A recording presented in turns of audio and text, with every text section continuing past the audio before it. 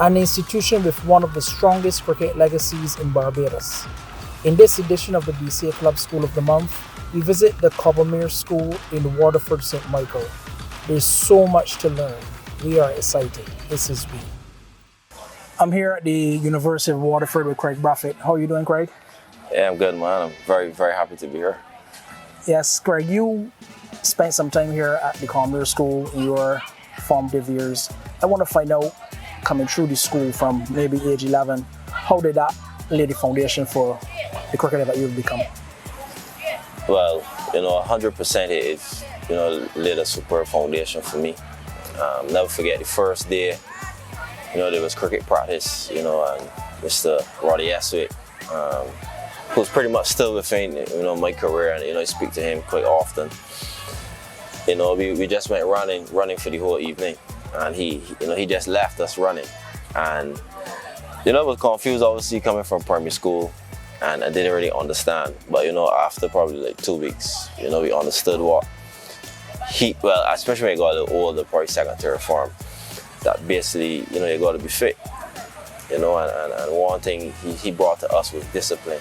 And on the cricket side of things, that's one thing I learned from him up to this day. You can't get anywhere in any sport without being disciplined. And he was all for warming up before practice, wearing socks when you're training, simple things, but that always stood with me. And the school itself was superb because I used to be an athlete, athlete here, played a bit of football, but the whole school and the camaraderie the school had, was amazing for me, coming through as a teenager, and I truly love these years I spent here. But I can see the passion. I had an interview there with another young rising star, Justin Parris. Combermere just won the under-15 tournament, but being around other successful sportsmen, not just cricketers, coming through the school and building those relationships, has that put you in good stead even though in your adult life? Yeah, for sure. I would have met I have a lot of friends from Combermere, and a lot of individuals that went on to do good things in their field. And as I say, one thing we had as a school, and not just like as one of my friends or stuff, was the whole Combermere spirit and the unity. In the school sports, we never, in my time, we never won, or probably even came close to winning. But it felt like if we won every year, after how we would celebrate and come back to the school after, every meet, and it was pretty much involved for all the 7 years I was here. So that alone, up to this day, I still love Combermere. It's still quite close to my heart. It was pleasing to see the guys winning the under-15, and see they have a lot of talent. Well, coming through Combermere, you would have played national youth cricket for Barbados and would have been given the opportunity to be in leadership positions. You scored tons of runs, of many centuries. But how being able to transition from representing this proud school to representing this proud country, how has that been for you, Kraigg? Well, one thing I always had, I was always very, very motivated. So I remember that we played on the 13 against Trinidad. We had a goodwill series against them for the Sports Council. Able to play 2 or 3 years of that. And, the motivation to do well was something that was always there. You had guys, Anthony Allen, Roston Chase, Shane Dorrit, Jason Holder, to call a few, that, we've been playing together from probably 10 years old or 9. And, playing for Barbs at that time, I think, and I think that program with the Sports Council, we'd love to see it come back. But that was so good. So from being at Combermere and getting into the Barbs on a 15 team, you just wanted to do well. That was just the kind of mindset that I had. And, from there till now, it hasn't changed. And I think, Combermere, and I must commend, Mr. Eswick for the time he put with the guys, in these same nets, putting in those drills. And, a number of guys would have played for Barbs and West Indies from Combermere as well. And, going to that level, it's a bit tougher, originally, but, once you set them goals, from young and you work hard, which, we were instilled here about hard work. That just followed me, into regional cricket and international. I'm here at the Combermere School with Justin Parris. How are you doing, Justin? Okay, what about you? I'm doing quite good. Justin, you were leading champion Combermere School a few days ago in the BC on the 15 tournament. Firstly, congratulations. I want to find out, how did you feel being able to lead such a good team to victory? I feel wonderful that it's been a really long time since last year that we won. It was a good team to win it with too. Having been my last year on the 15 for Combermere, it was a very good opportunity to win. There were some other cricketers, Jahidi and some others that were a part of being the senior guys. How did you feel as one of the more experienced persons leading that group? It felt good having my two friends next to me having lead Combermere again. It felt really good. Now, Justin, winning on the 15, and I know when you come to a school like Combermere, they would celebrate you guys maybe at prayers on morning. Was that done in 2024? Yeah, it was done probably Monday morning, early Monday morning. We had to walk down assembly and they had to give a speech early Monday morning. Well, given the speech, as you continue to play cricket, that would be something that you have to do more and more. Now, you played national on the 15 cricket as well for the Barbados on the 15 side. I believe the last tournament was in Antigua. How was that competition generally in terms of your personal success and the team as a whole? It had a lot of ups and downs, a lot of arguing sometimes, but we overcame it and won eventually. My personal success, it wasn't the best tournament that I had over the years, but it was okay personally. I had to do what was needed for the team. And you bowl right arm leg spin, bat left-handed. The conditions in Antigua, were they a bit different to what you experienced here in Barbados? Yeah, the pitches were a bit slow. I had to adjust quickly because we were probably throwing it to our first game probably 2 days after we landed, but we adjusted quite well. And the Barbados on 15 team, I know the result, but repeat champions in the under 15, how did it feel being part of that group 2 years consecutively winning that championship? It felt really, really good. Combermere School, this school is over 300 years old. A lot of cricketers have come through. You're now one of the leading cricketers at the school. How does it feel being able to be looked up to by your fellow peers at the school? It feels good because a lot of history being told to me through my father and other Stuart, the groundsman, and everybody just telling me how much history that they made over the years, so I have to live up to that. Justin, your dad is Justin Parris. He also played national on 19 cricket. How involved is he in terms of giving you some general advice and guidance?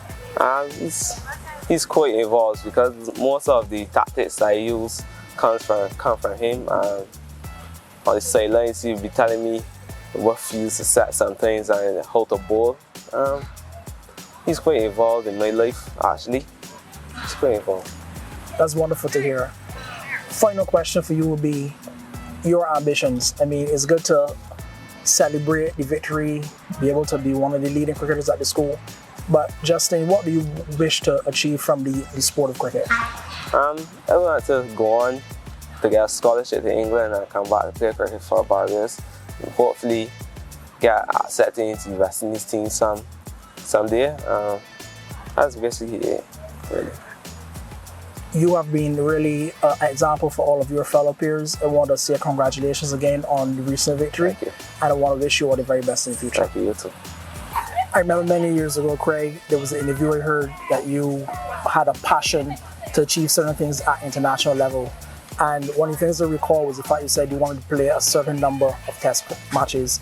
You are well on the way, you're West Indies test captain. So my view is, and I would like to find out from you, how determined are you, not just to realize that particular thing that I mentioned, but to be part of what I would consider a successful group of people representing the region?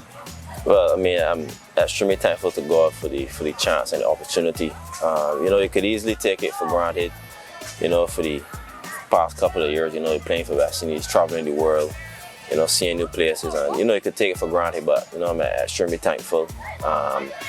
You know, and that goal, you know, I will never forget when I done that interview.